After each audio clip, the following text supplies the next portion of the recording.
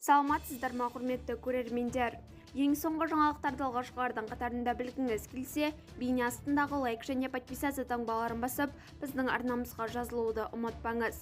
Елімізде 180 мыңнан астам адам зейнет жасына толса да, зейнетақы қорынан өздеріне тиесілі төлемдерді алмаған. Әрқайсысының зейнетақы жинақтары бар, бірақ бірыңғай жинақтаушы зейнетақы қорына төлем үшін жүгінбеген. Аталған қор жыл сайын азаматтарға арналған үкімет корпорациясымен бірлесіп, осындай зейнеткерлерді анықтау бойынша тексеру жүргізеді. Сәуір айында оларға қызмет көрсетуге келісім алу үшін SMS хабарламалар жіберілген. Бірақ зейнеткерлердің телефон номерлері мобильді азаматтар базасында тіркелмеген болып шықты. Сондай-ақ 57 мыңнан астам адам елімізден басқа жақта тұрақты тұруға көшіп кеткен. Сондықтан мемлекеттік корпорациядан төлем алмайтыны анықталды.